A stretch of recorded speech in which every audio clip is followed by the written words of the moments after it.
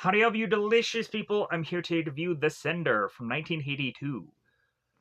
So, I apologize for how probably rushed everything is to probably look for this specific video, because I did not know I was going on and actually reviewing this movie until I figured out a way to actually watch the film. Because I was defiantly just like, I want to see this film.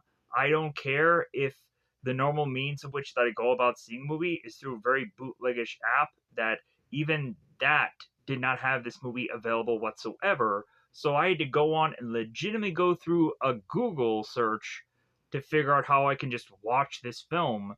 And conveniently enough, there was this Look movie thing where I luckily gone on and kind of just uh, gone into that and just kind of searched the right way and went on to find the sender. I was like, oh, thank God, now I can just watch this movie.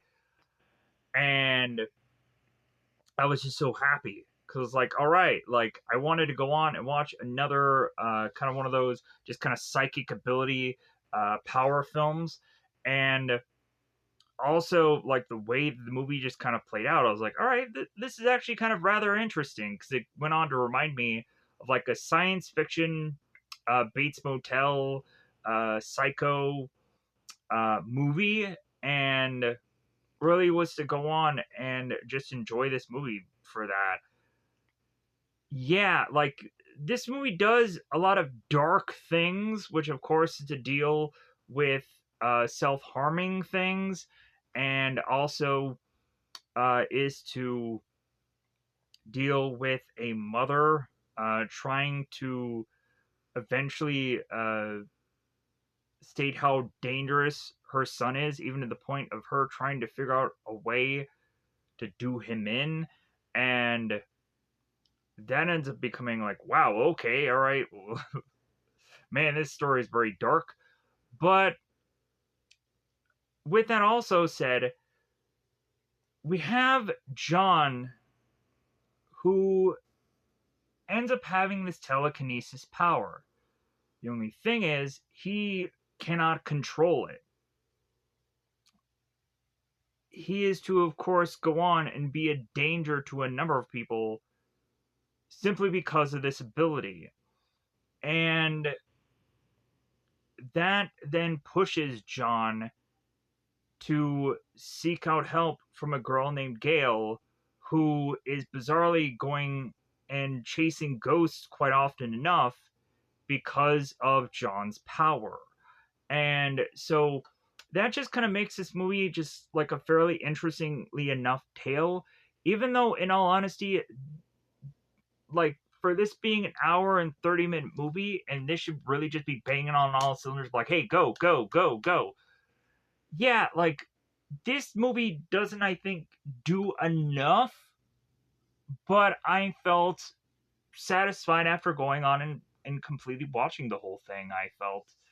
And I feel that somewhere down the road, if someone wanted to go on and remake this movie, man, could it have been made into a much more like banger movie somewhere down the road, and really gone on and hopefully not given us such a dark way of presenting this film, but giving us a lot more of the psychic ability stuff, or kind of adding to the story a little bit more, or yeah.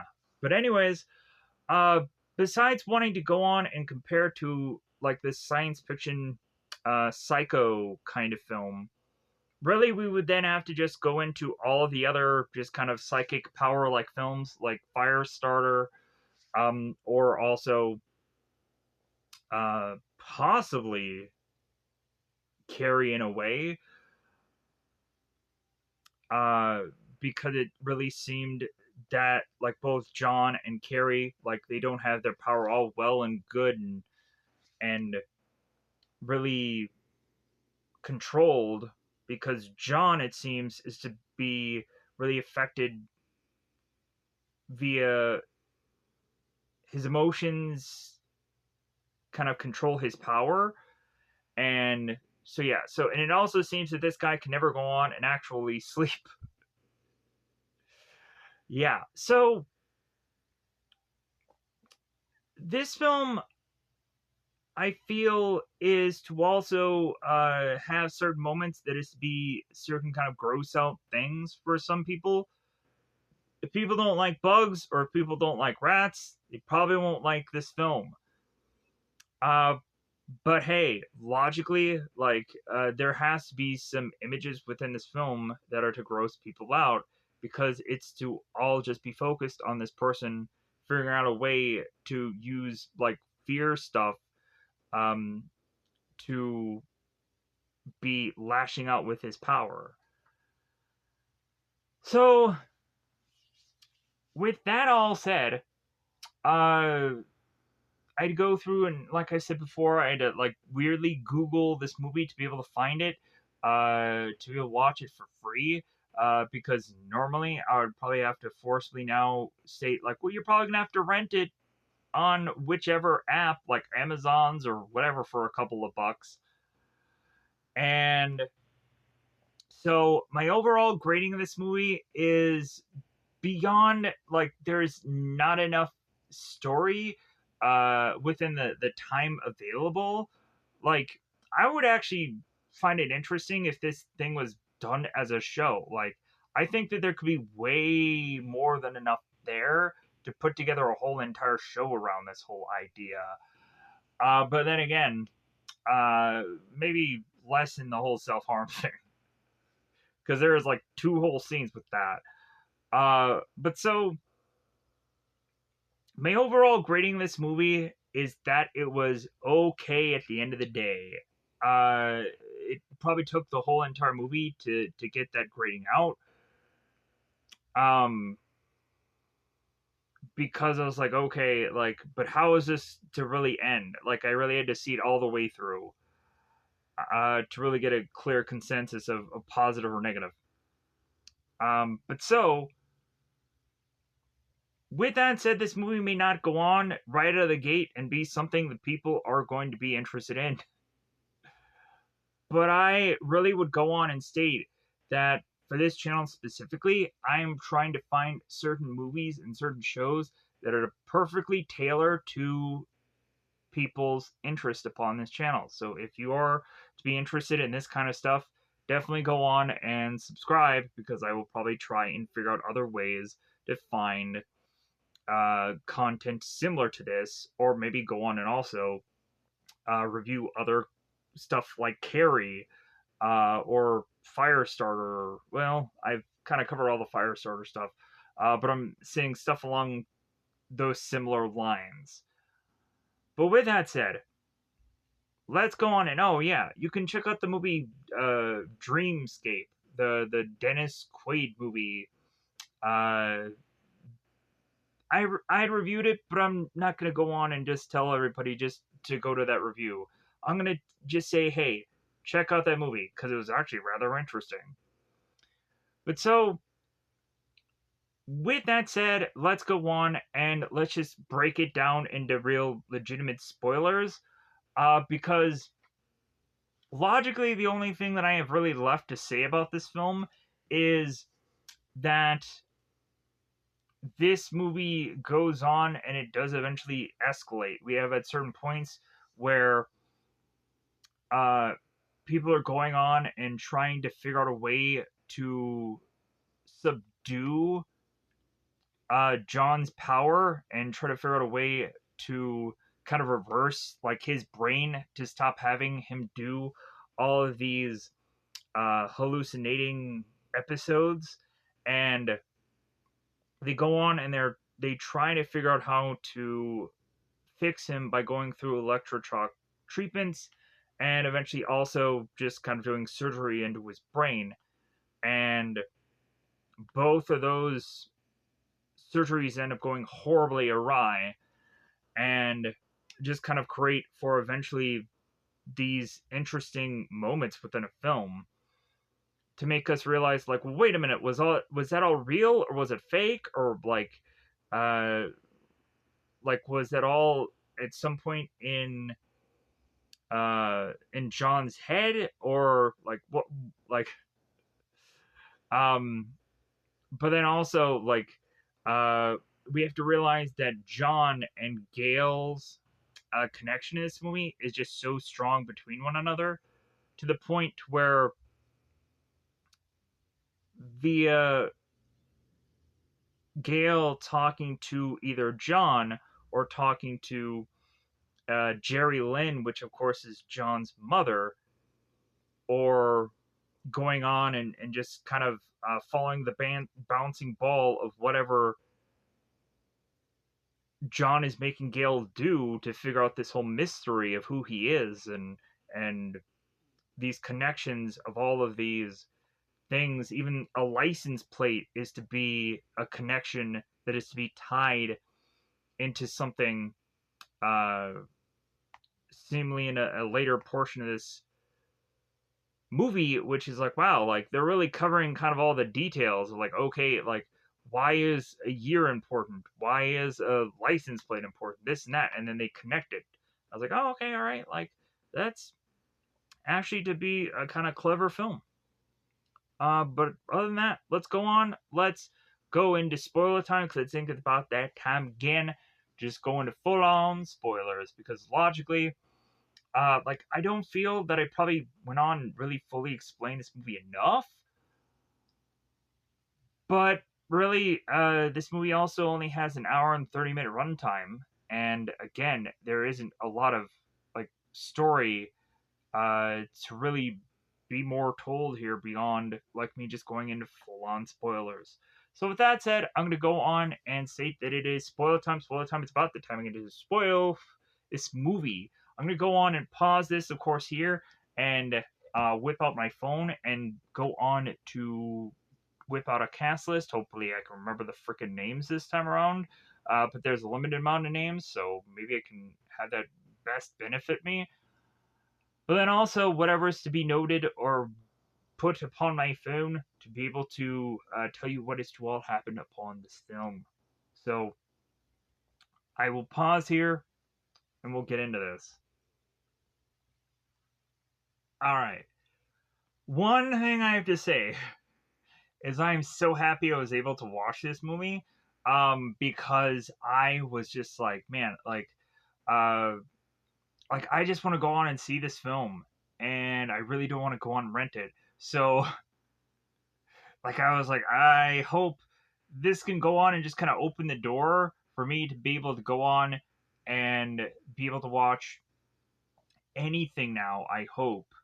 And finally, like, not have a problem with going on and, like, never again having the problem of, like, I can't find a movie.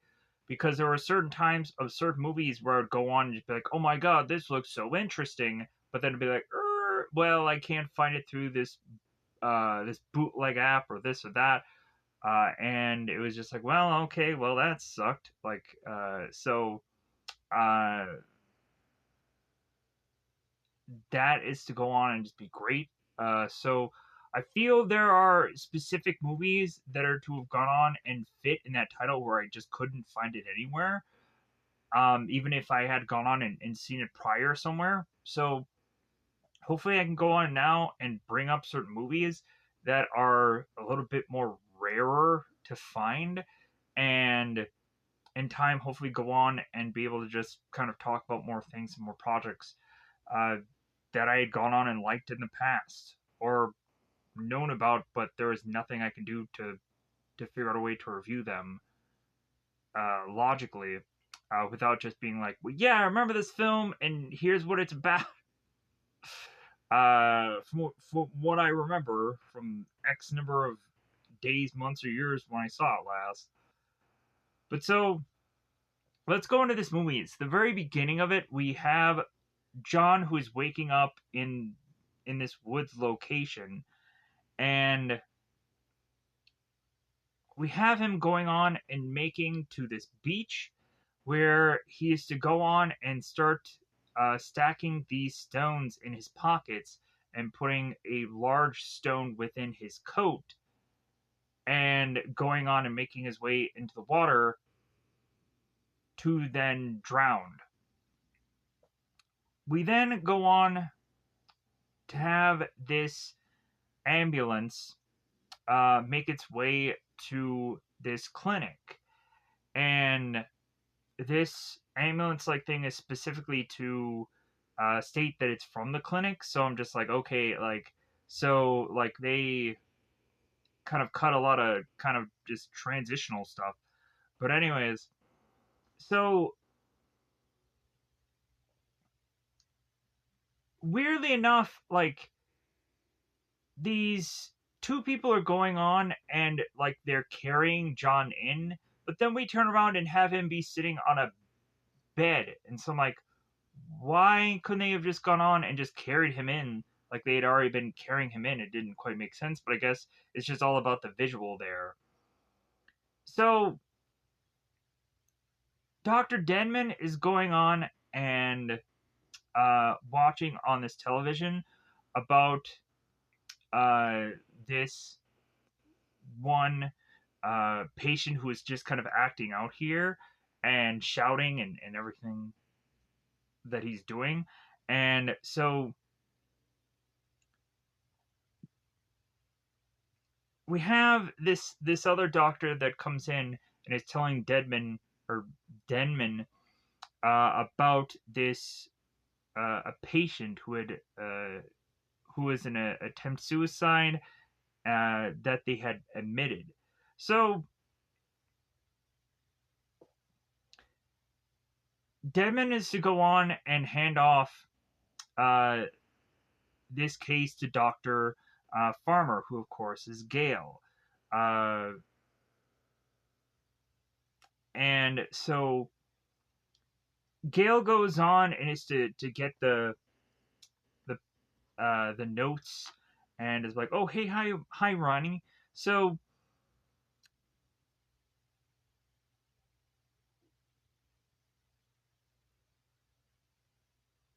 they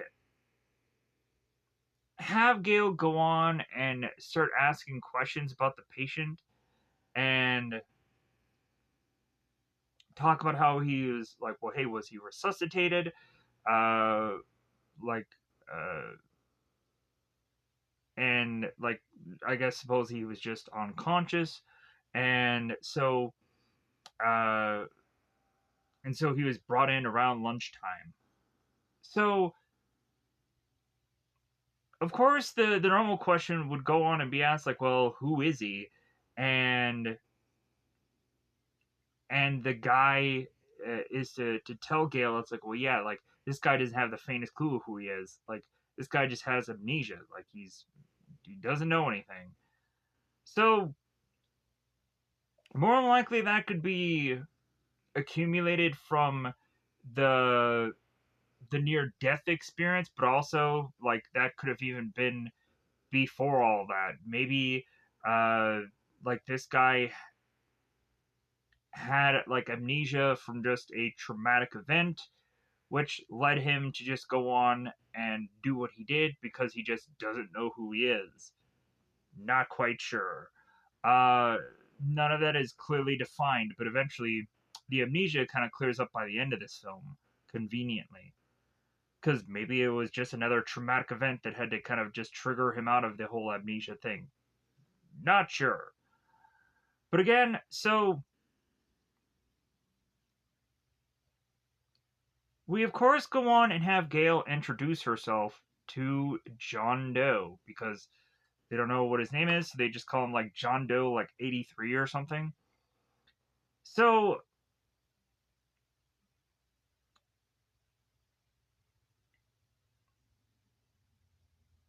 she goes on and asks like the normal questions here of like, well, hey, like it seems in the report you had gone on and drawn yourself. Is that true? Yeah, it's true. Uh,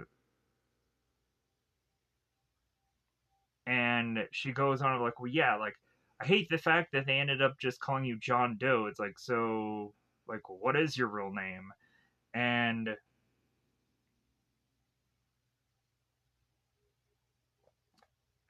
so she also notices that it seems John is having problems with the light, and so Gale turns it off. So she's like, well, hey, like, what would be best to call you? Should I call you John, Johnny, this and that, like Mr. Doe? Because really, she's again like wanting to figure out what this guy's real name is, and he's kind of being very quiet, and it gets to the point where he just tells her to F off and get stuffed and this and that. So really, again, more common questions here that a doctor always goes on and asks its patients right away when really knowing nothing about the person. Kind of like in the Elephant Man, we had gone on and had Anthony Hopkins who asks the Elephant Man, it's like, well, hey, like, you have a mother and father, yes? Like, uh, do you know where they live? And so we go on and we have Gale here who is to ask Johnny the same question. It's like, well, you had to have had a mother and father. Like, am I right? Am I wrong? And we come to find out that it seemed that Johnny never had a father. Like, he is just some weird, uh, like, miracle baby. And so, like, they want to go on and compare John to, like, Jesus Christ. And Gale is like, well, hey, like, uh,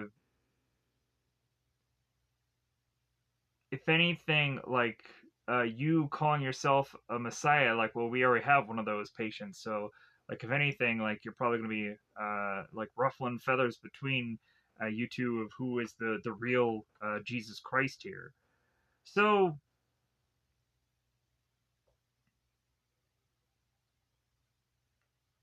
but if anything, like, John went further to be asked by Gale, we also come to find out that he had lived in a house with his mother, and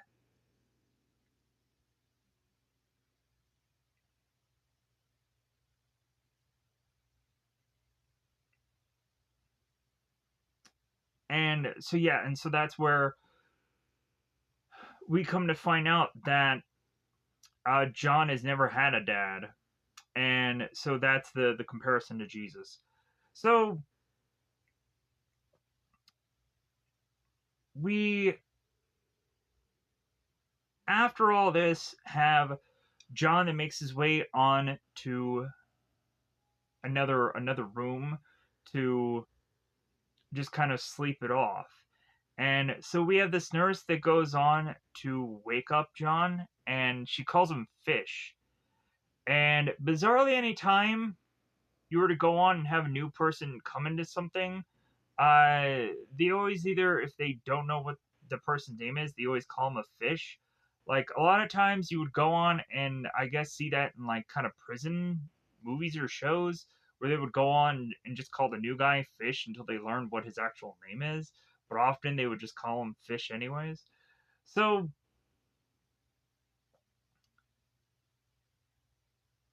the nurse goes on and wakes John up because he's been sleeping all day and kind of throws a robe over him. It's like, hey, here you go.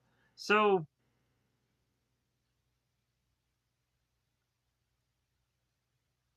John ends up start mingling with people, and the first guy he ends up really having a quasi conversation with because it seems that uh, the Vietnam veteran guy is kind of doing more of the talking, and so like they're just kind of like kind of to be the ones that are to probably become like fast friends because John probably besides Gale doesn't really have anybody to go on and kind of lean on, or maybe not lean on, but like just be in a room talking to a person with. So we have this veteran because really he has no name whatsoever. He's just called Vietnam Veteran in the IMDb, so I'm just going to call him Veteran through this movie. The veteran goes on and is welcoming him into the 48, and it's like, well, hey man, what are you in for? And John states, it's like, well, my memory. And it's like, memory? All right. So they go on, and the two of them are looking at a guy who is kind of Indian style sitting upon this bed, and that, of course, is to be the Messiah. And the veteran goes on and turns to John. It's like, well, hey, don't worry about the Messiah. Uh, he lost his marbles in India, and he thinks he's the chosen one, which is basically stating that he thinks he's Jesus. And so the veteran kind of takes John under his wing and says, well, hey man, like, you just listen to me, or you just stick with me. So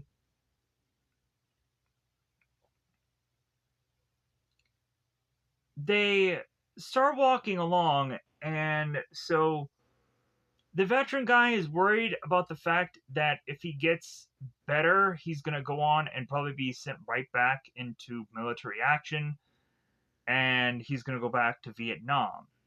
And also, like, this guy is kind of boasting about how he's probably the most sane guy in this place. But so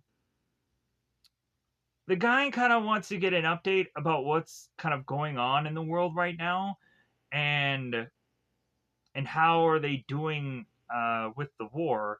And John goes on and tells the veterans, like, well, hey man, like, Vietnam, like, that's over. And so, like, the Vietnam War was over years ago. And the guy's like, wait a minute, like, the war is over? And he's like, no man, like, I don't believe you, like, I don't believe you at all. And so the guy just starts going on, and so he's like, hey man, I'm not going back, you hear? And so John is going on of like, okay, like, I don't know what to do with this guy, so he just kind of runs off. And we all of a sudden have one of the other girls who's like, well, hey, someone's looking for you. So I don't know what that meant. But anyways, we have John, who makes his way back to being face to face with the Messiah himself. So we have the Messiah, because his name is just Messiah in this thing.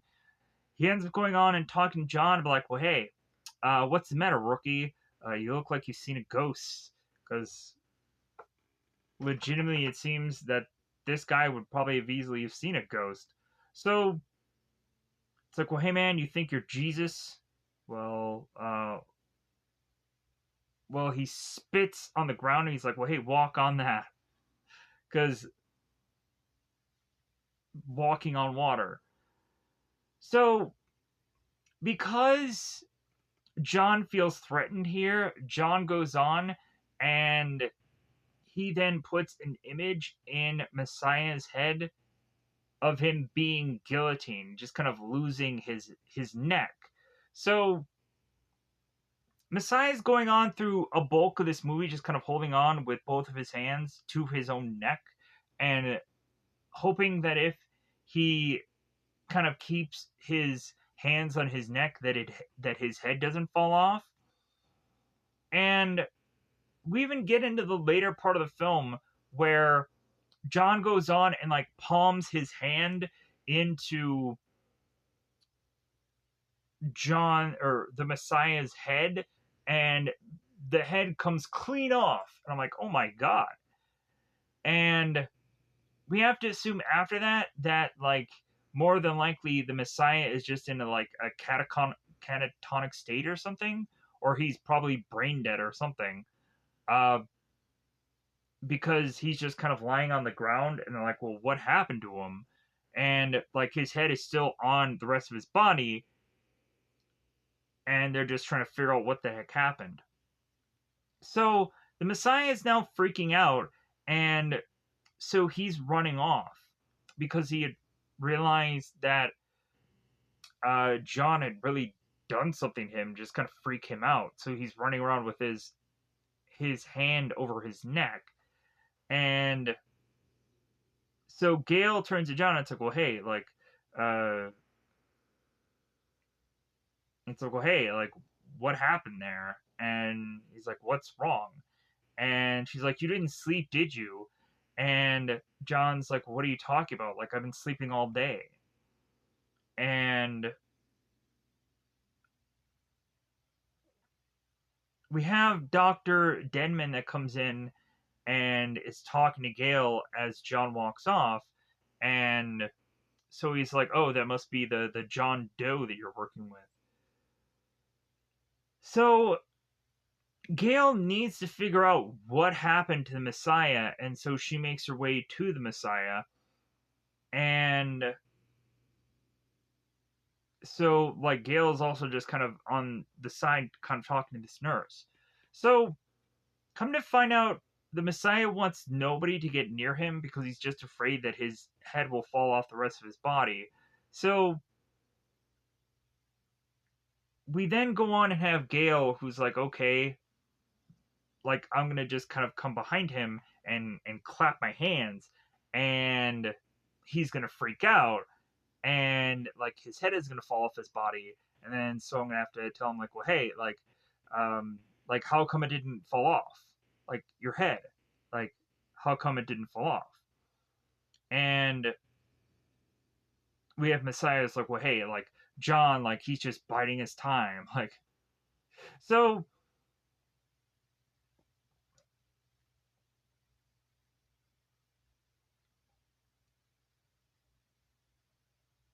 And the veteran guy is turning to Gale. It's like, dude, like John never threatened him. John never nothing. And so like this guy is just crazy. Like so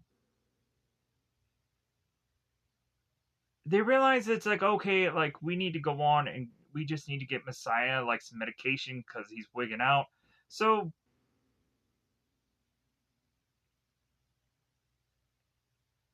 but it seems that he won't go on and take it in the normal way, which is to be pills, because he just won't swallow it, because again, he's worried that his head is going to come off. So they're like, okay, well, we'll just inject it into him. Like, that's an easy solution. So we then turn around and time has passed. Gale is going on and she's in her bed with seemingly just a t-shirt, maybe nothing else on, just drawing the imagination within my own brain. So we have Gale that's going on and she's just kind of reading her book and maybe watching the telly.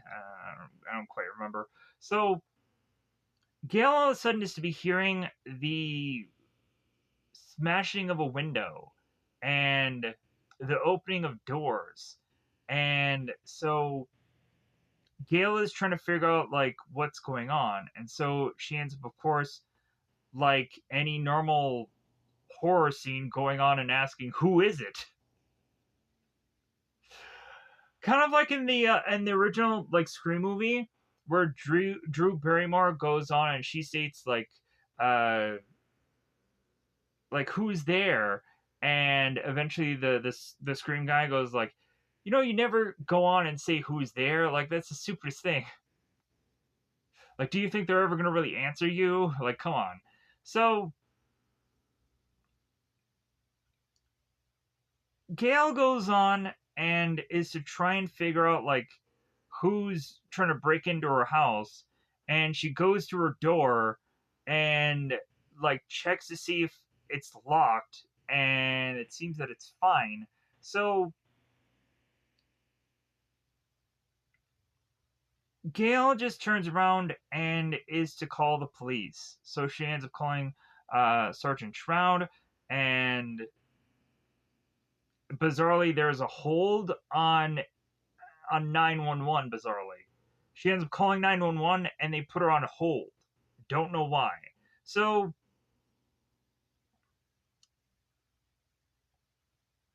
she ends up going on and saying her address and that somebody has possibly broken into her house. And we come to find out that person who had broken into her house, theoretically, is to, of course, be Eric, who had gone on to break into her house simply for her necklace because her necklace had reminded him of her mother. So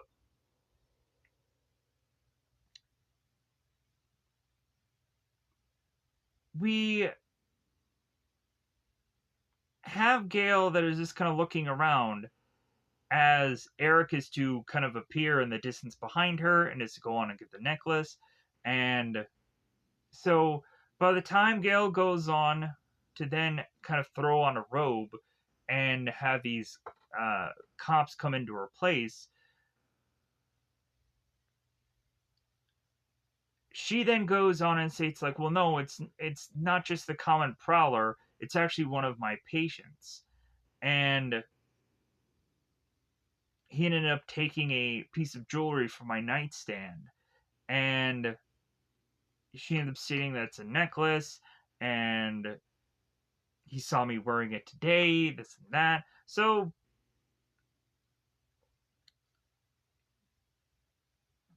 since the cops are now here, it feels that Gale can now go on and call the uh, the clinic and confirm that John has possibly either escaped or is to not be at the clinic. So she goes on and Gale calls the clinic to eventually come to find out that John had never left the clinic. That if anything, he is to have logically just like have never have left. So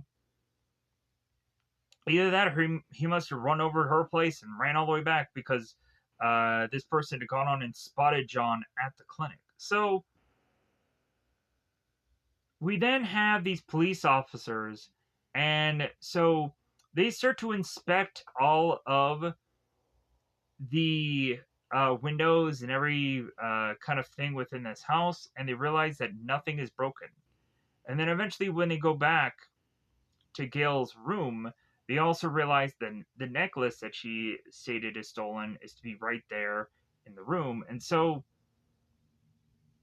this officer goes on and is stating to Gail, it's like, well, like, are you sure that you weren't like asleep or you dozed off or something and you weren't dreaming any of this, that you were to go on and kind of be burglarized or anything? And Gail's like, no, like I had heard things and this and that. So yeah, so these cops are just like, okay, well, like honest mistake, just kind of wrapping it up and just being like, well, like good night, ma'am, like because they just naturally assumed that she was dreaming or fantasizing this, and more than likely, like really could have probably filed this as just like a false report. But anyways, so we then have John. Uh, John is to go on and notice this one woman. And so John turns to this one nurse lady and is saying like, well, hey, like, what's that lady doing here? And the nurse is just like, well, like, uh, what woman would you not want to be here? And it's like, well, that one in that room. And so, like, the nurse doesn't really go on and see the woman because, of course, so she's like, well, you don't have to see anybody you don't want to. So, and so the nurse is like, well, hey, do you want me to tell her to go? And he's like, no, I'll tell her myself. So John goes on and meets with this woman who ends up being his mother, because his mother had tracked him down and figured out where he was because she has this mental bond with him. But then also there's something a little bit more than that. So if anything, we kind of go like beyond the mental bond thing, where we come to find out just like this power really is to be working in mysterious ways. So we have Geraldine, who of course is B, John's mother, and so Geraldine is saying to John, it's like, well, hey, what's the matter, baby? Aren't you happy to see me? And like, uh, and so John is like, well, how did you know I was here? And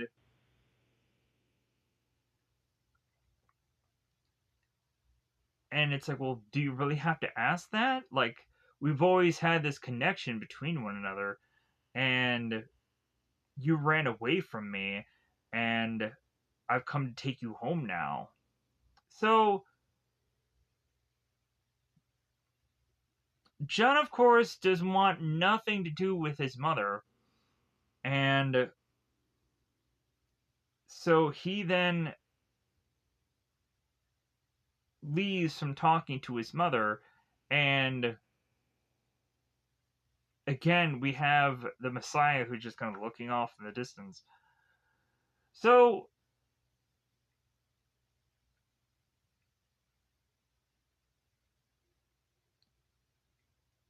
we have Gale and we have Dr. Denman that are talking. And so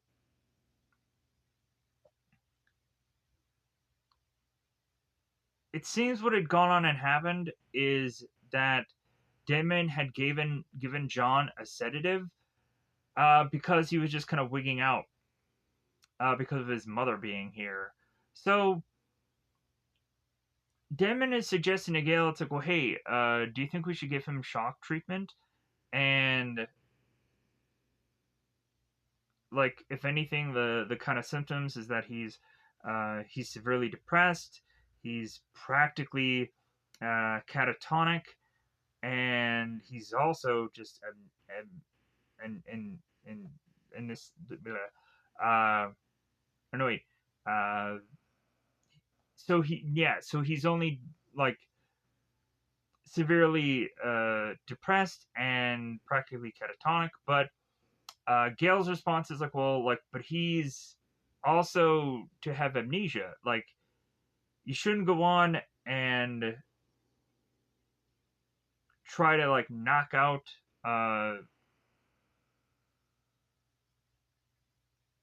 like completely knock out his memory. How about you go on and try to loosen it instead? So by just trying to like therapeutically figure out a way to just kind of help your patient. So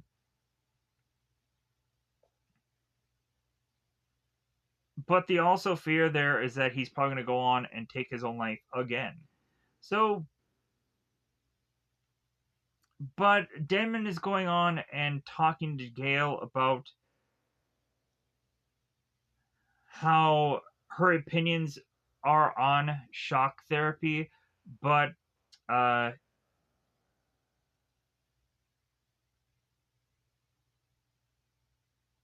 also electro shock therapy is a treatment of choice for certain suicidal depressants, and it technically works.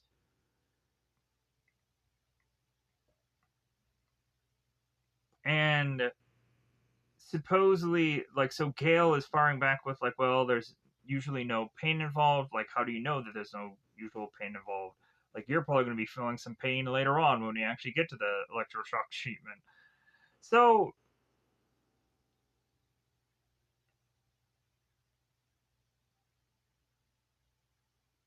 and supposedly the whole answer of it is just because you don't remember the electroshock treatment doesn't mean that you didn't feel it. And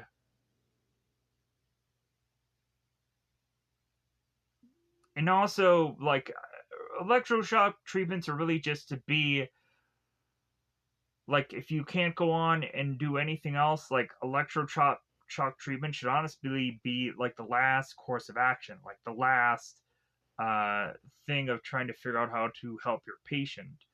And if anything, also like electroshock shock treatment should also, in some ways, feel like a punishment for a lot of patients. So,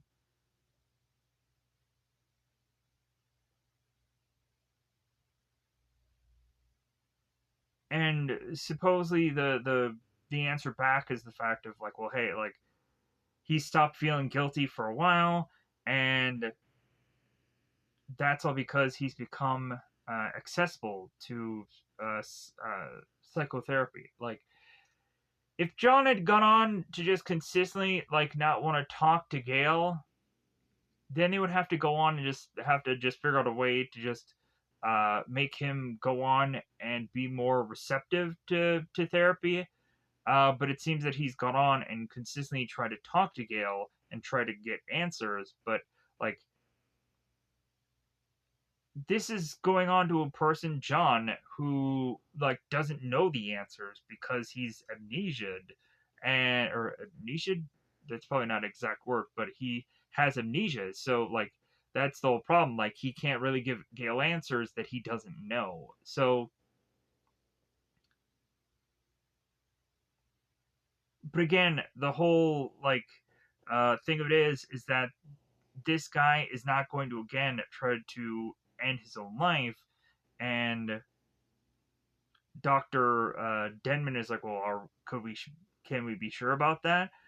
And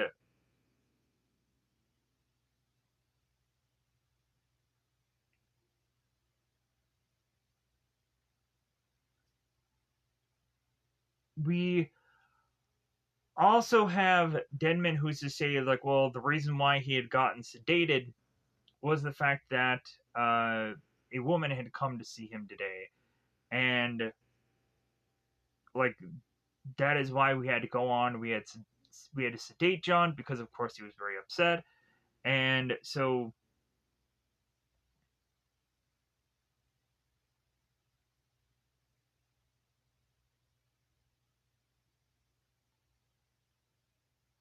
we have the nurse that is going on and asking Gail about the other patient, Messiah, and wanting to know if they should go on and inject his drugs again because again he's not wanting to go on and swallow them. So at first Gail goes on and states that she'll take care of it, and when she opens up this fridge, there all of a sudden is a number of insects that are crawling all over these drugs. And so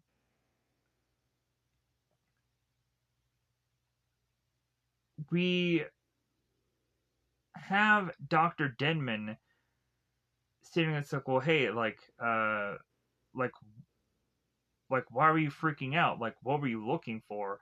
And so she was like, the Thorazine. So we have Dr. Denman that goes on and he opens the refrigerator and there aren't any bugs in the refrigerator. And so he grabs the Thorazine and Gail just kind of runs off and because she was so freaked out. And so Dr. Denman just hands over the injection medication to this other nurse. So Gail makes her way back to, I believe, her office, and she is to be met by Geraldine, who again is John's mother. So when Gail makes her way to this office, she ends up getting seemingly spooked by Geraldine to the point of her apologizing for it. And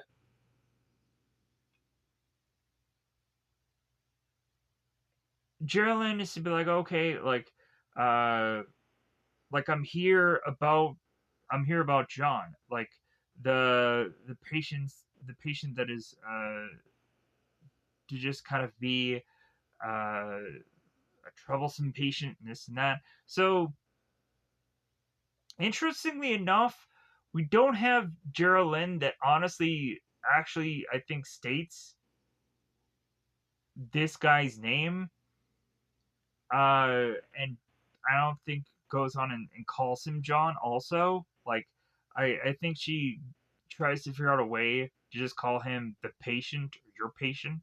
But anyways, so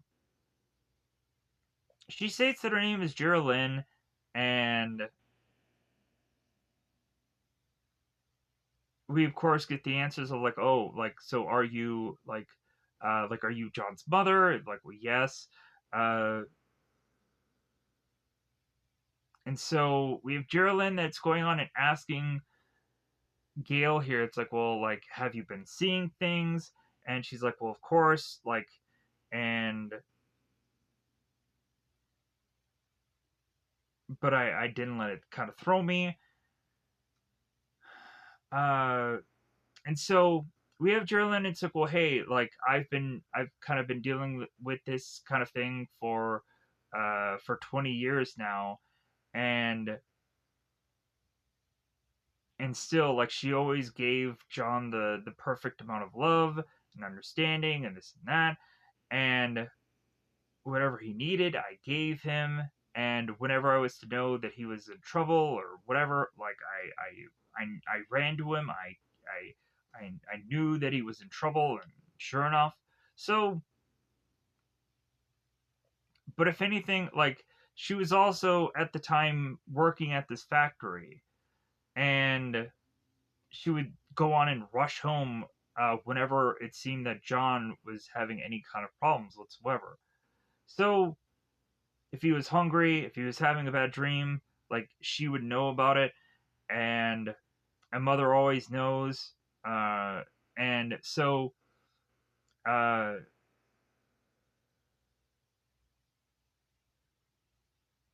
so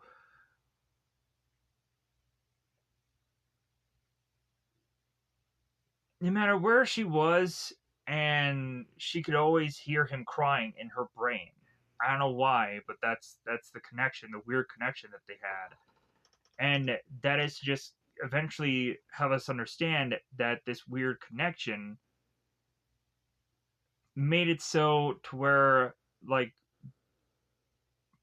we had to realize that, like, John is having the same connection with Gail because, like, he now is to, like, have another mother figure in Gail, as he was to have gone on and previously had uh, with his mother.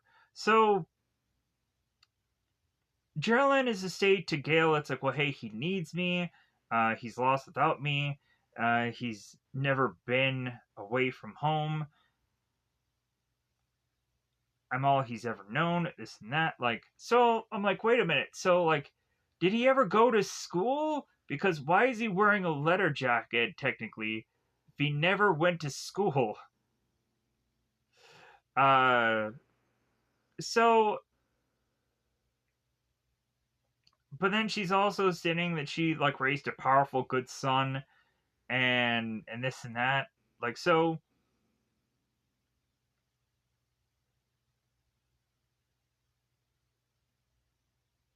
we finally have Gail who's asked, like, well, hey, can you tell me what his actual name is?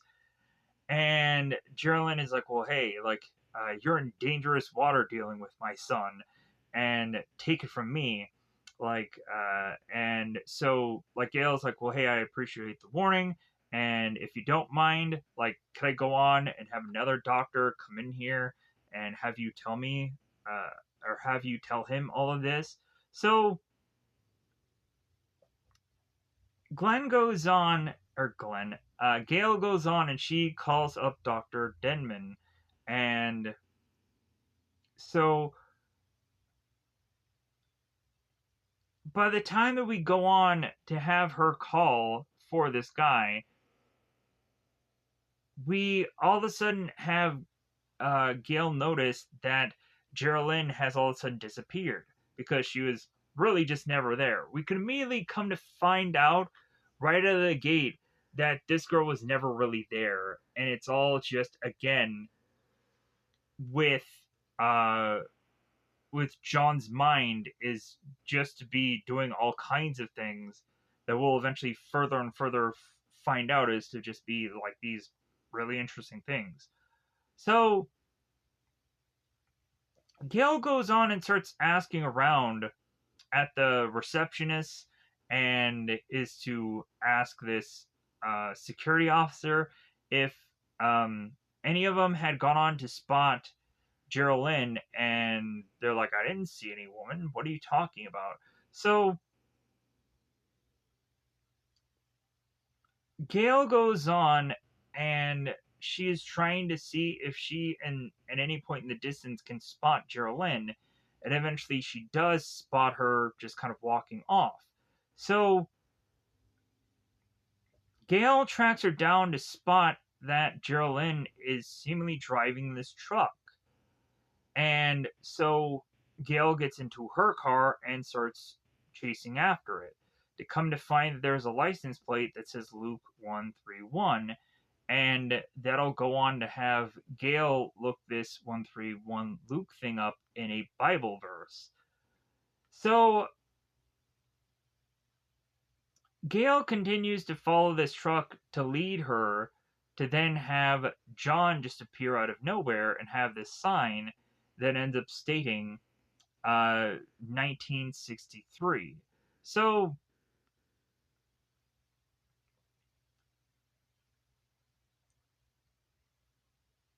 we have Gail we have Gail who is to be driving past John, and so come to find the truck ends up going behind Gail now instead of being in front of her, because the truck had already kind of driven far enough pace in front of Gail to now be behind her.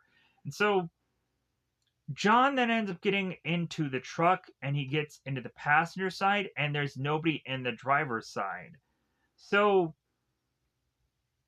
all of a sudden, now this truck is speeding up to then have Gail freaking out.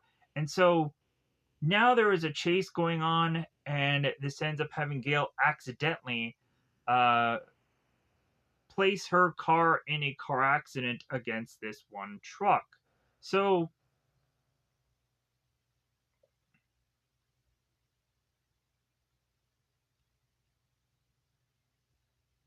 we would then have Gail that makes her way back to the clinic, and John is watching off in the distance to see her make her way in here.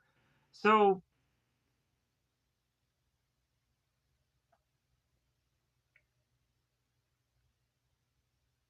we have Dr. Denman and we have Gail that are talking about, like, okay, like, how do you explain what's going on here? And so Gail goes on and explains, like, well, like, he's sending me his dreams. Uh, this truck. Did anyone else see it? Like like, and Gail is like, well, like, I thought I was going crazy. So, but I wasn't. I was seeing what he was seeing. How or that's how he's communicating.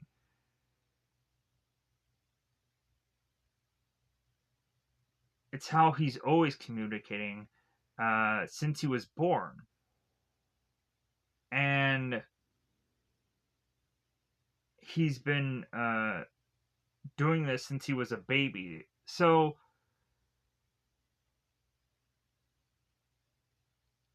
and that's where Denman, it's like, okay, well, like, he must have some kind of telepathy. So they go on and they are to try to, like, come to some kind of conclusion. It's like, well, do you think John even knows he has this ability? And it's like, well, no, like, I don't think he knows what he's being able to do, because he obviously can't control it. But then again, also, like, we have to realize that that amnesia is to also be like, well, he doesn't know he have these abilities because he has amnesia. So, and that's is to just be like, well, I didn't know because I didn't know anything. So here's where Gail goes on to go and get this Bible from one of the nurses. And so she states that's why it comes out. Oh, no, wait.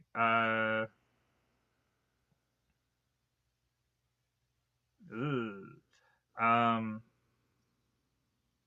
I know. Wait, I'm getting a little ahead of myself. So, the nurse ends up giving her a Bible, and so Gale goes on and states like that's why it's coming out from his dreams, and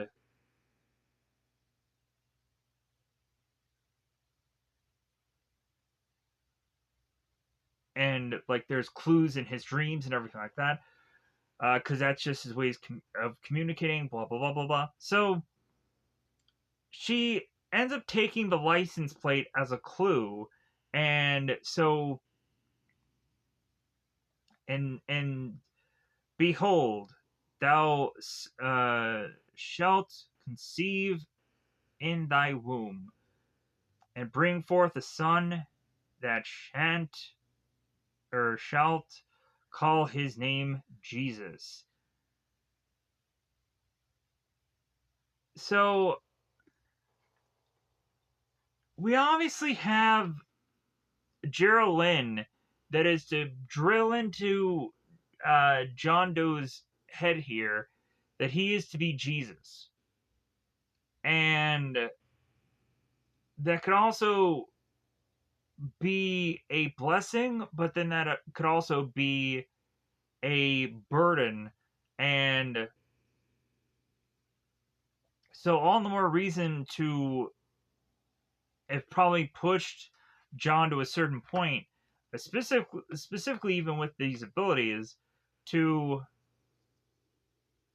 then have this woman go crazy over the fact that uh, this kid is to have probably been pushed with these abilities to go on and uh, eventually become evil. And I don't know what I'm saying here. Um, but yeah, so like really drilling into this kid that he is this Jesus character when obviously he's not, but he just has these abilities. So let's move on here. So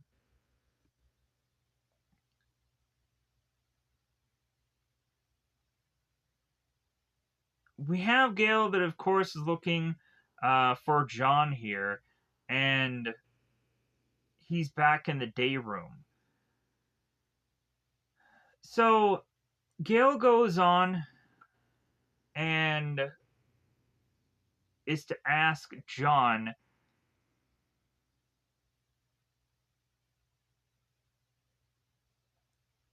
like, well, hey, like, that's why you grabbed my necklace because my necklace reminded you of your mother.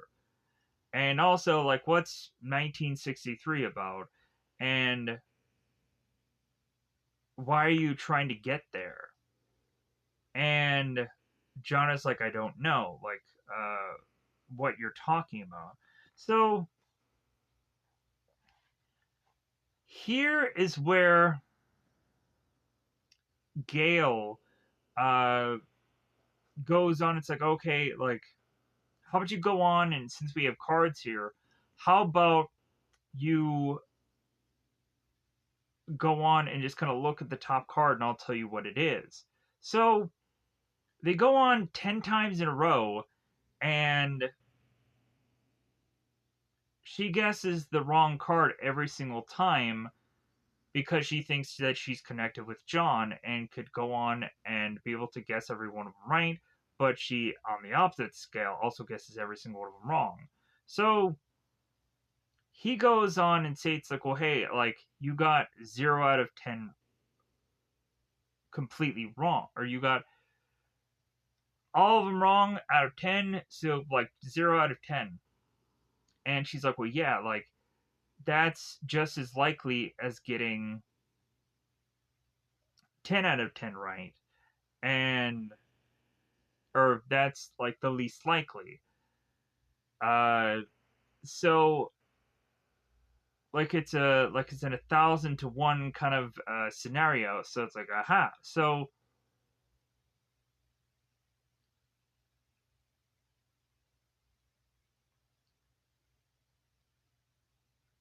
we now have Gale, who is to forcibly tell John, it's like, well, hey, people can read your mind.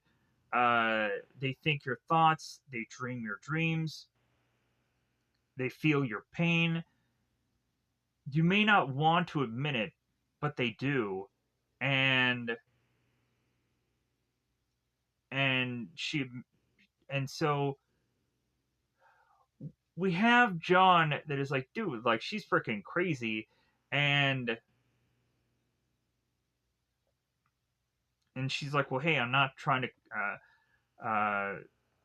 like, I'm trying to make you realize that you have this telepathy, this ability, and you can't control it, and that's what really scares you. And that's where he goes on and says that she's crazy, leave me alone, keep her away from me. So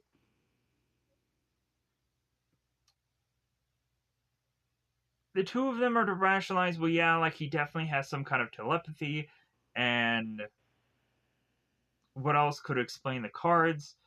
And so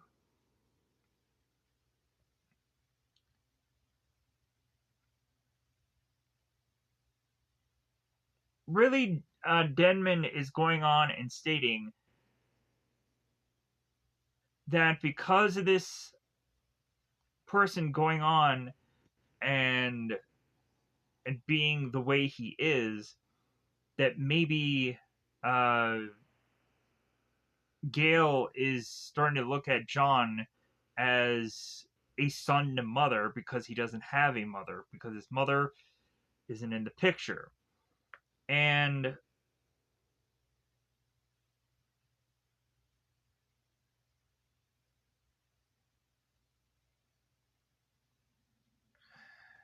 then also when the real mother like kind of shows up in the picture, like it seems that there is kind of a battling between the two of them, and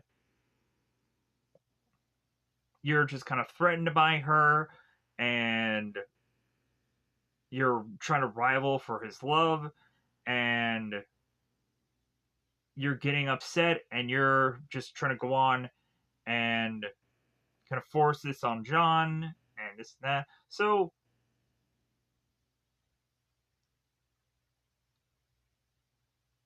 and really just kind of getting everybody upset, like you, John, Denman. So as well as also turning around and saying that Gail had gotten so upset that she had kind of wrecked her car, and that makes sense for what had happened there. And Gail is like, well, hey, I don't have guilt because of that whole situation of being threatened by this woman. So,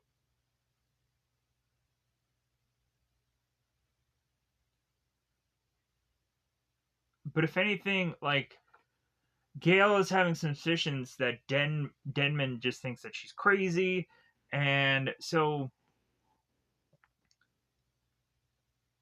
Denman is telling her to go home and rest up and just get the heck out of there. So,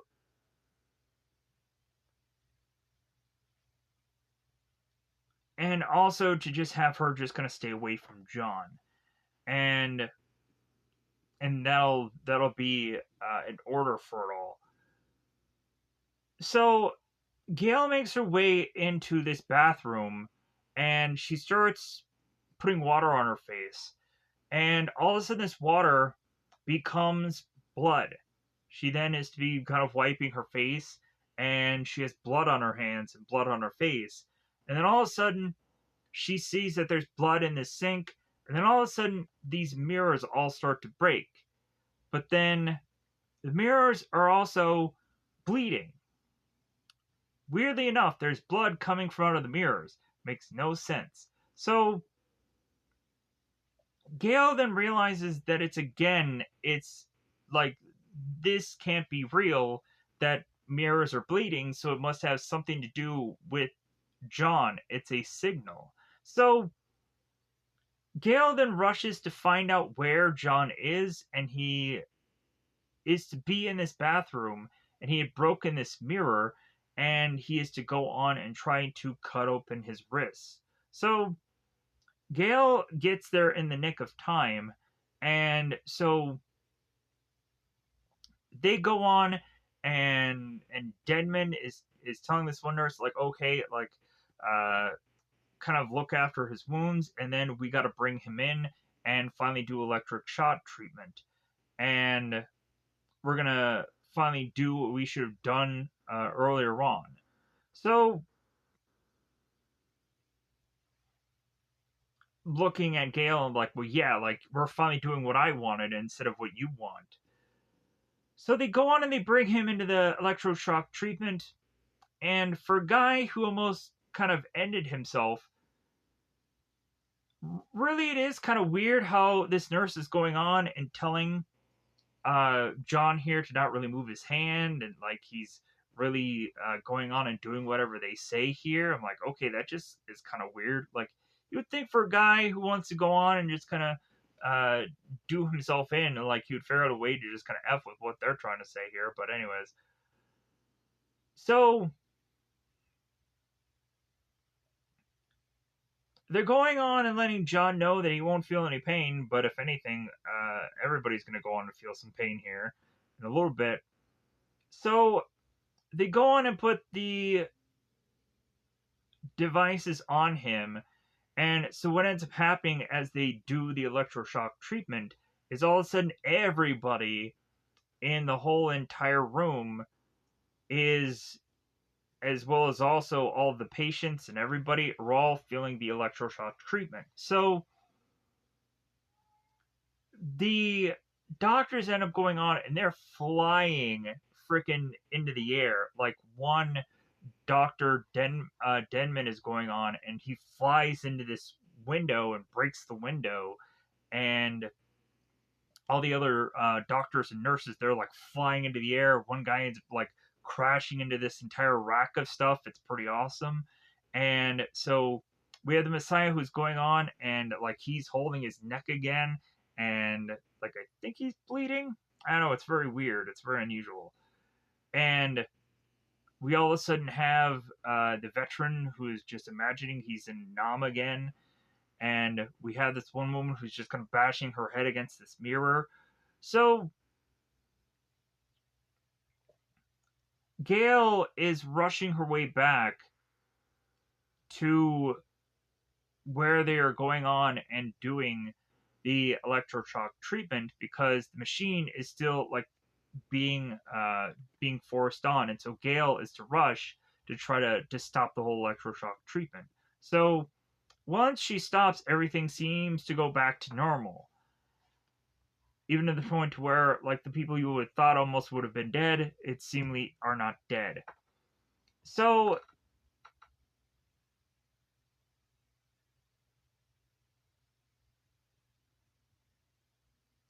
we come to turn around, and so they realize that a connection between uh, the mother and a baby via the womb, like when a mother would go on and know with a baby in the womb that like she needs to eat for two and this and that, and like she knows like that just something is kind of wrong with her pregnancy and stuff like so like they're stating that uh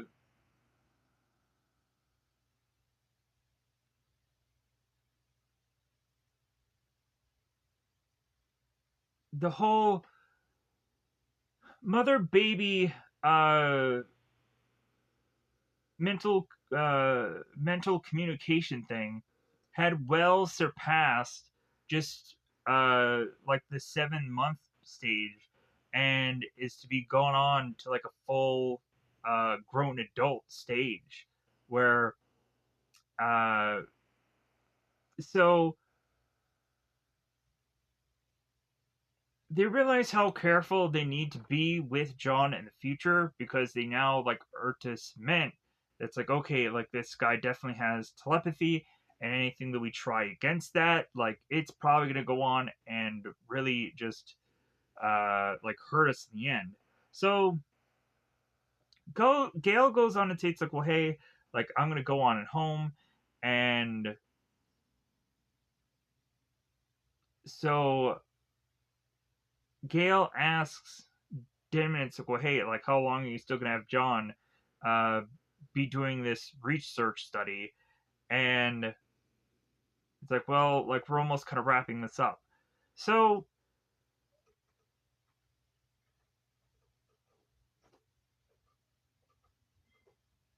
so Gale goes on and she drives home, and so they end up, I think, going on here, and they end up starting to give all of the people certain medications so they won't dream while they sleep.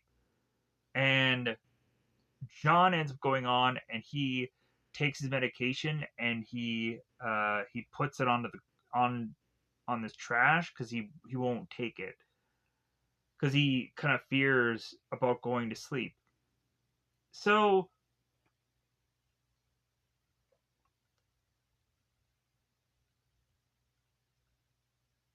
we would have Gail, and she goes on to try to make some tea. But then she eventually goes on and gets a call from Geraldine, and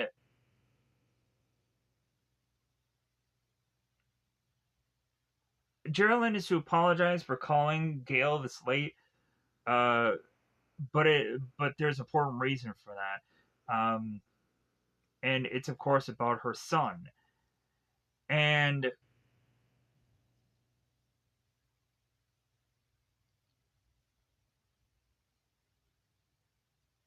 we come to so uh Gail has gone on and spent quite a bit of time with John. We realize that, and there's a real connection there. And but if anything, the more time that Gail is to spend with John, the more that is to probably backfire on her. And that eventually at some point he's John with his power is to almost go on and to have caused a car accident prior, and like Geraldine is to possibly throwing out there that like hey, like this is only the beginning, like it's probably going to get worse, like believe me. And if Geraldine's well, hey, like I know what I'm talking about, and I'm trying to help you out here, uh and you definitely have to do like word for word exactly what I say, and you've just got to let him go. And Gail's like, well, wait a minute, like you want us to just kind of like just let him walk out the door and just kind of exit and leave and whatever. And Geraldine's like, well, like he belongs with his mother, and that way he'll be safe, and so will you, and that way, so because again, Geraldine is kind of putting this kind of thinly veiled thread here. Because otherwise, I promise you, you're gonna curse the day you were born. Because this guy is gonna go on and make your life a nightmare. So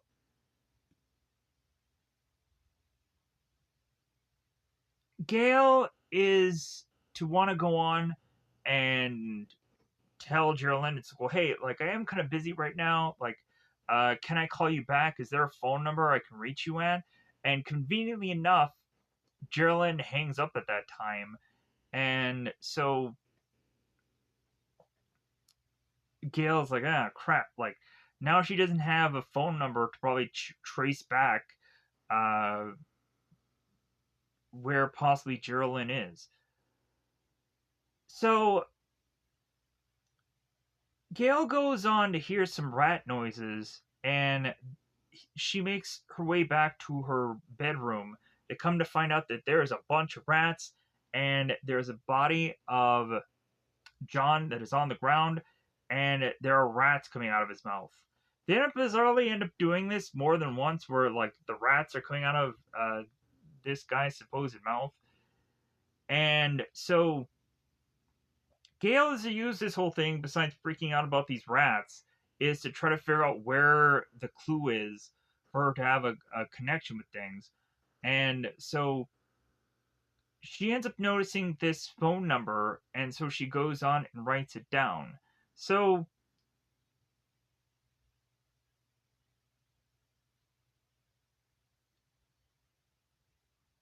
we have Gale that goes on to call the people at the clinic and is to let them know it's like, well, hey, like John, like he's having a nightmare, and the nurse is like, well, yeah, tell me about it. Like everybody's freaking out in the hospital.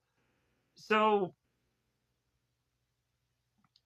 like we start to see all of the patients all going on and freaking out. One is even to ask for its mother, and so Gail now is forced to make her way all the way back to the clinic and is to try and comfort John by saying it's like, hey, it's okay, like it's all right, like I'm here, this and that. So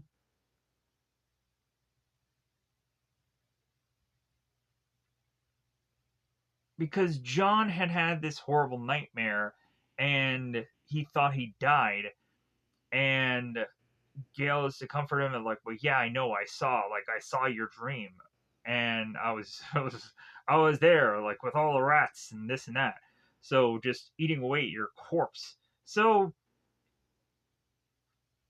they end up deciding to talk about it, and so John ends up stating that he smelled gas, and the whole gas thing is to tie into eventually his mother's death, because it seems that in the later part of this movie we come to find that gas is to be like this thing about killing people. Actually, like when Gail was to go on and to put the thing of tea on her oven, I think maybe that was the sign of re-referencing the whole gas thing. But so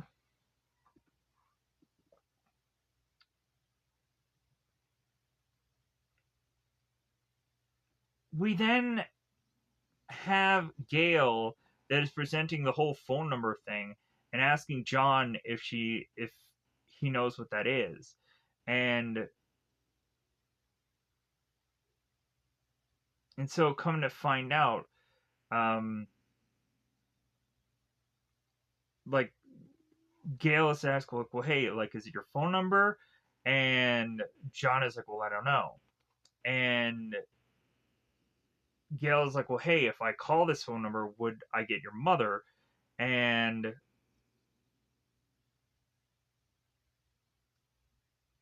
it comes to the like Gail is to like, well, hey, if I go on and if I call the phone number, like, can I get your mother? And should I be the one to talk to her? And John is like, no, I'll call her. So,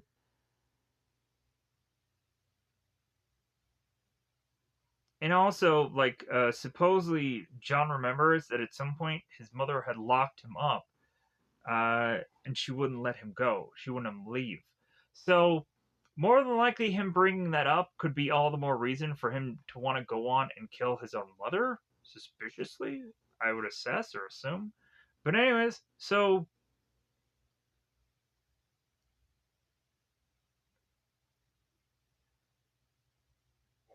but also, Gail, God, I'm getting a little lost in the weeds here. I'm getting a little ahead of myself because eventually him calling her, yeah, like, kind of happens a little bit later. Uh,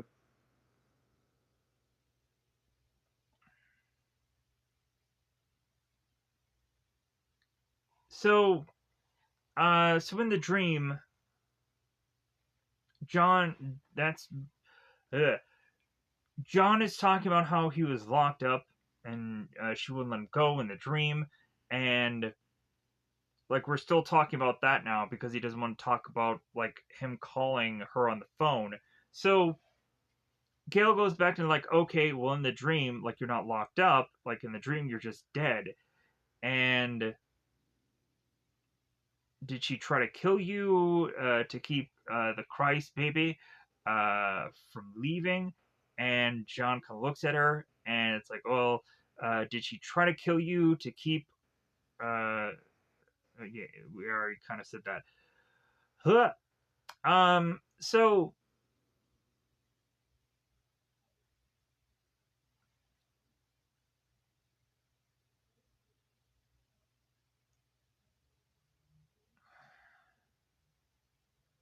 John ends up going on to like, well, hey, I still don't know. So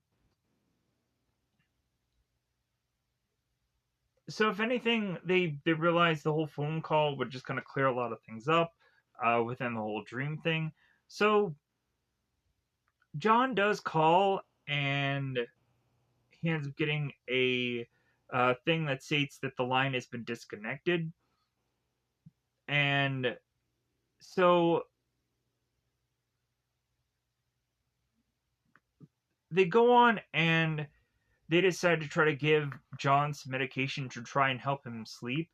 And he's like, "No, I can't sleep." And it's like, "Well, hey, you really need to sleep now." And so they let him know that they're going to give him a pill that's very strong, and he won't dream. And also to be like, "Well, hey, like you're not going to die." So as well as also like Gale is like, "Well, hey, I'm going to watch over you 24/7." Like, anyways, so the nurses go on and is giving everybody pills. So we have the veteran that's going on and telling John, like, hang in there, man. So the very next day, uh, oh, here's where John goes on and he chucks the pill. So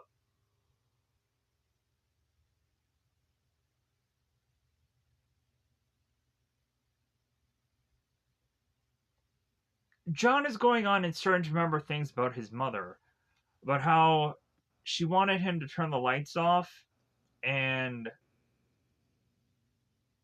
to say his prayers and shoot up the heat, and that's the last thing that he remembers. And Galen's asking him, like, well, do you remember leaving the house? He says no.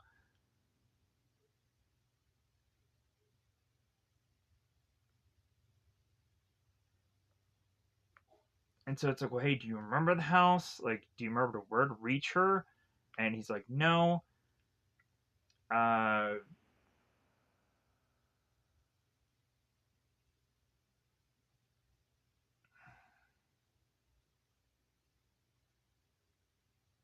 so John eventually goes on and confesses that he is to be scared to even close his eyes, and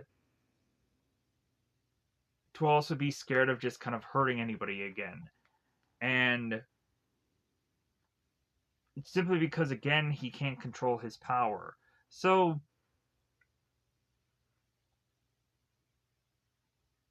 if anything, like, Gale here is connecting John's amnesia with the power. And so it's like, well, hey, like, once you go in and start to remember everything, that's, I think, when your power is going to be more under control. So, John is also stating that he hopes his mother never really comes back. So, John walks off as Gale is just kind of be looking at John walking off here. So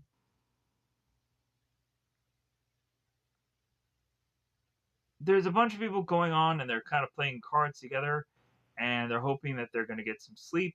And One guy turns to John like, well, hey, are you gonna play? And he won't. So all of a sudden, John is to hear a bunch of just kind of echoing going on as like the sound is just getting very weird, and so he runs off. So John makes his way to this fence and is to be looking at the his mother's truck, and makes his way back with all the patients to come to find out that there's a news bulletin on John, and so that news bulletin is talking about John, and so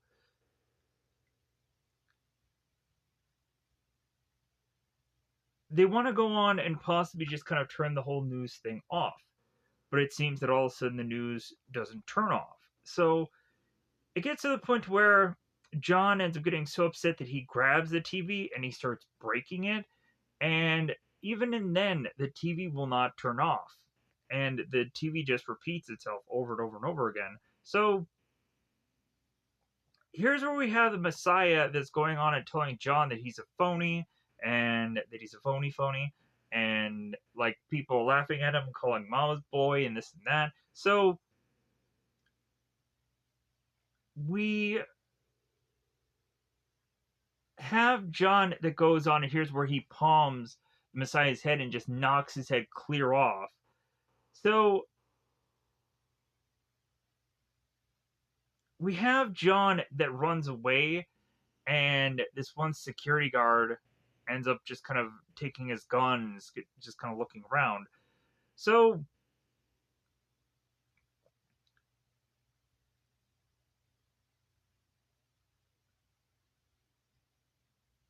John makes his way back into this reception area, and this doctor ends up bringing him back in with all the patients, and the doctors go on and inspect the Messiah, and so John ends up getting hooked up to all of these devices, and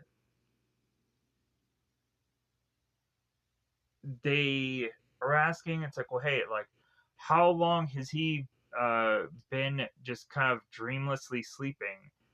And like, well, hey, like for 16 hours, because they've hooked him up to a device that is going to basically have him not be able to use these powers whatsoever.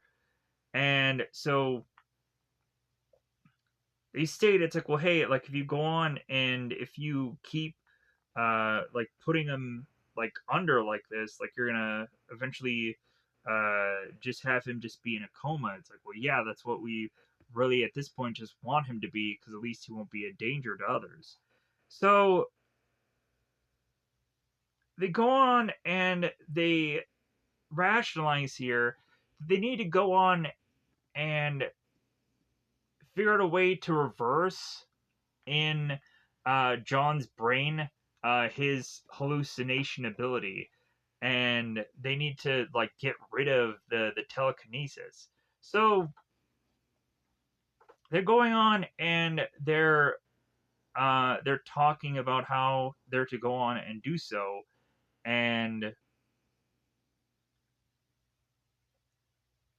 we then have Gale who's talking about kleptomaniacs. It's like, well, like, would you just chop off a kleptomaniac's hand so they won't steal anything? And Denman is like, no, I just chop off their fingers. So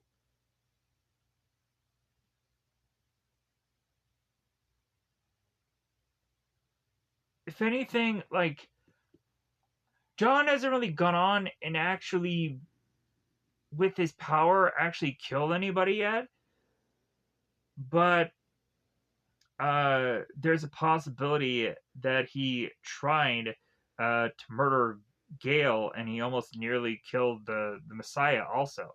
So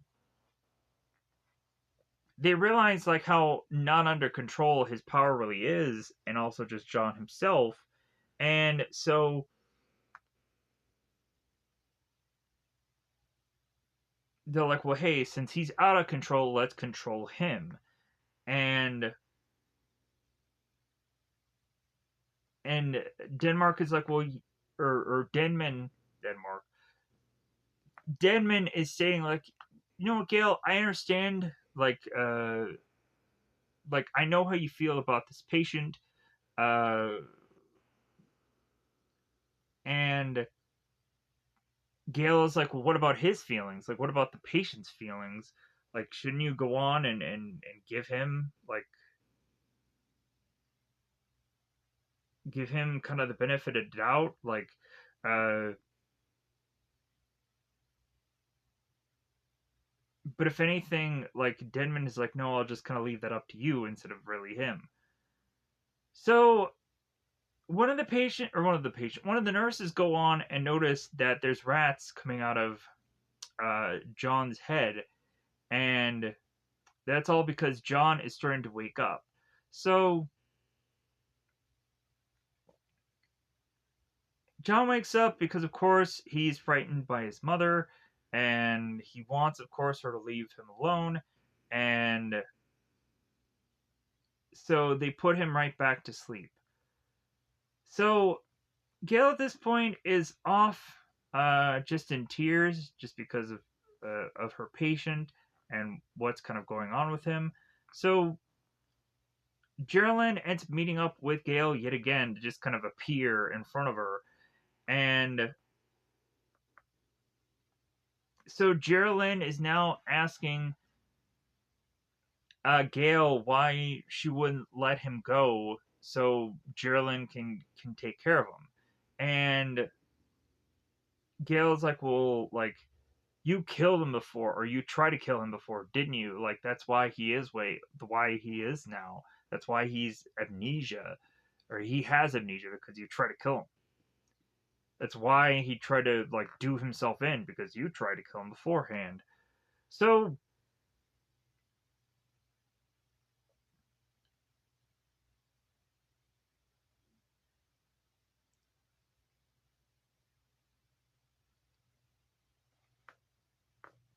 so Gail goes on and said, "Well, hey, like you were, uh, like you know what? If you really wanted him dead, now was the time for you to go on and save his life, because logically they're gonna go on and they're gonna do this experiment on him. They're gonna try to reverse his brain, and it's not gonna work out. So the end result is that John is gonna have to go with his mother because that's the only real option that's really on the table here.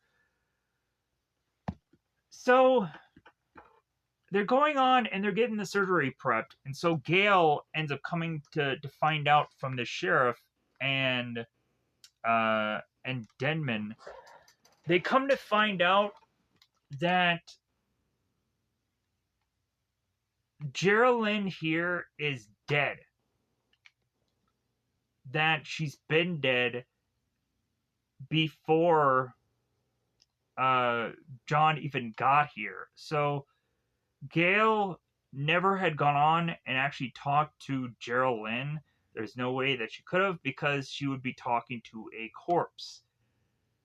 And like it seems that they're going to go on and they're going to have police officers that are just kind of manning this whole surgery thing, because of course John could be under suspicion of murder, but we come to find out that they never arrest him.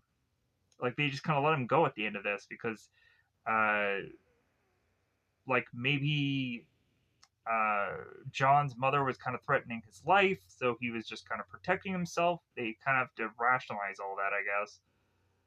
So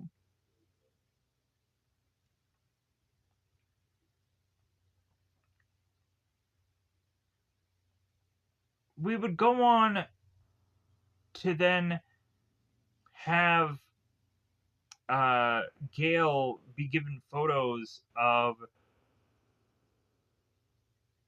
John's mother, and so she has to go on and confirm with the officer. It's like, well, hey, uh, like this is the picture of his mother, right? And the sheriff is like, well, yeah. So Gale then realizes, like, oh my god, like the woman I saw was actually John's mother, and I'm not crazy.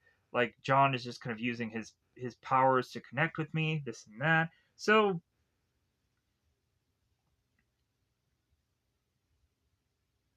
let me pause there for just a second. All right. So in an effort to save time, let's go on and let's really gut like the tail end of this movie. So we have John that's going on and they're doing brain surgery on him. So they of course start to go on and grab scalpels and go on to drill into Eric's brain, and that drilling ends up going on to have Eric unleash his powers, which then causes a huge fire that is to appear in this room. So much so, it looks like John himself is just burning up.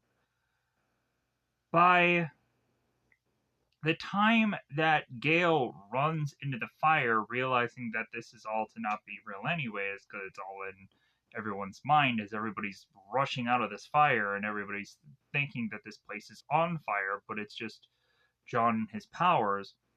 When Gale goes back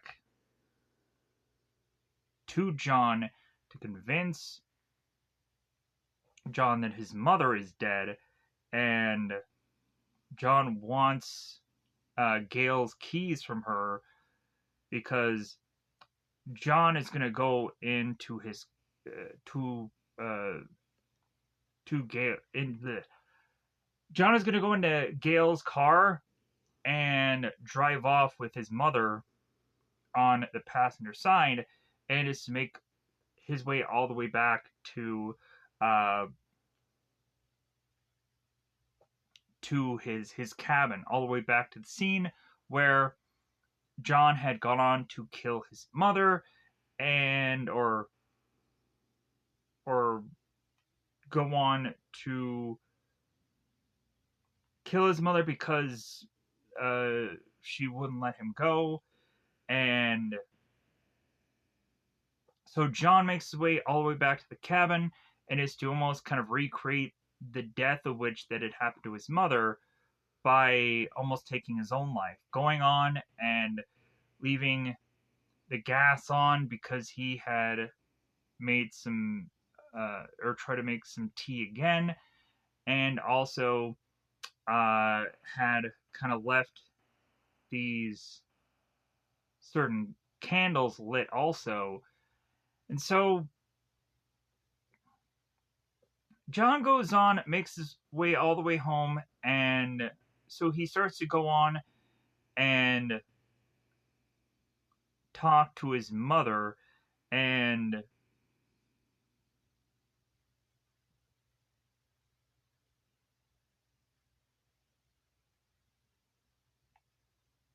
so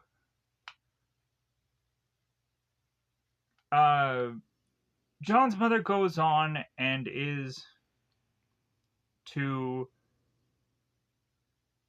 go on and say, uh,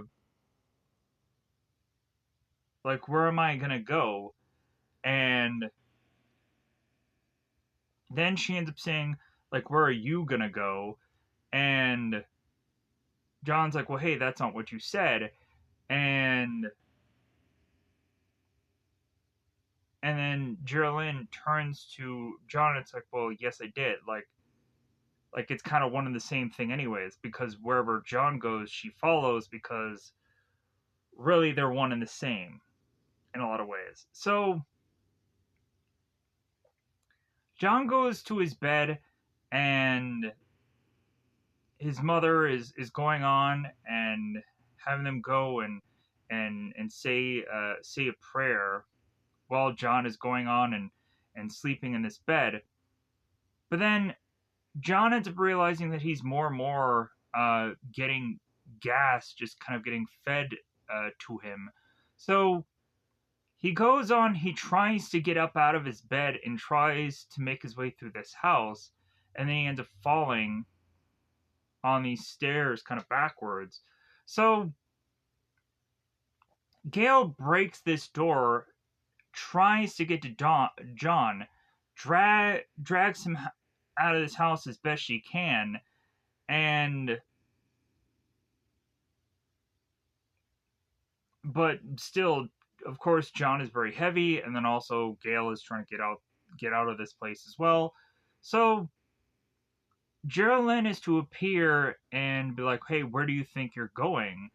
Aren't you? Are you trying to run away from me again?" And Gale has to tell John it's like she's dead, like she's not real, she's dead. So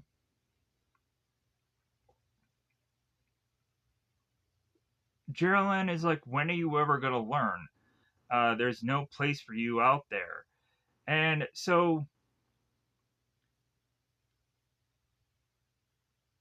we we go on here, and so John eventually goes on to be rescued by Dr. Denman and the sheriff, and like they end up kind of throwing them over their shoulders and dragging him out, but then kind of one takes care of one or the other. And so they all get out of the house safe, and what ends up happening is the house ends up blowing up still, all while John and Gale are getting oxygen masks. And so what ends up happening after all that is John remembers everything. And so he ends up telling the whole story to uh of course these doctors, and so these doctors are watching this on this video, and so Denman is like, well, like, I guess he remembers everything. So John then is, after that, I guess, cleared of all charges and cleared of everything. And so both John and Gale end up walking out of this clinic, and John is seemingly cured of everything, and he ends up going back into this truck, and then we come to find that Geraldine is sitting right next to him. So it's like, well, yeah. So the more that we realize, like, he's cured, he's not really cured, and maybe that'll go on and possibly have a sequel at some point later on. But we have to assume that there never was to have been one, unless there bizarrely is, and I just don't know about it. So with that said, I'm gonna get the heck out of here. Goodbye, everybody. Goodbye, everybody. I'm just gonna try to rush and get this done. And so with that said, thanks for going on and watching this review all the way through. If you went on and did that for whatever goofy reason, but also just kind of thank you for going on and just continuing, maybe at some point, to just either watching these videos or checking out other kind of content that eventually I do have. So with that said, goodbye, everybody. Bye, everybody.